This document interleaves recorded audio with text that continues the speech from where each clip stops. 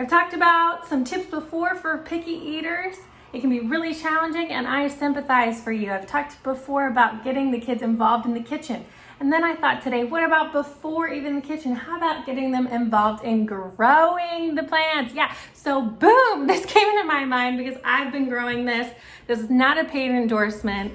I just literally was looking at this today and thought, this is so cool. Kids would like this. I would have loved this as a kid, and I would have been more willing to try mushrooms if I had grown it myself with my parents.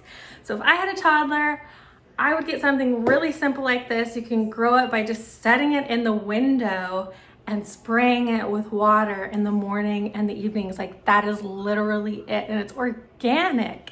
And so I would call them like monster mushrooms or something fun for the kids. Let's grow our monster mushrooms and see how big they grow. Whoa, look at those. Do you want to pick one? And then when they're big enough, they're gonna get even bigger than this. Actually, they got a couple more days. In 5 days, only 5 days. This is how much has grown. It's so cool. I can't wait to cook it.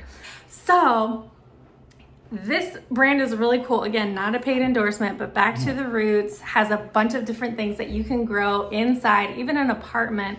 All you need is a window. If you have a window, then you can grow some herbs, you can grow some chives. I think there were some microgreens or mushrooms. So whether you get this or not, I don't care, but there's a link below.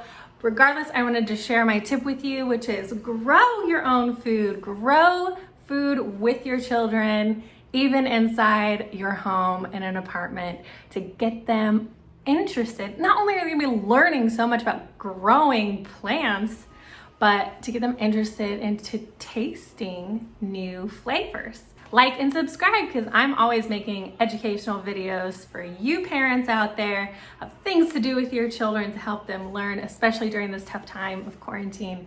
Stay healthy, happy, and safe. Bye.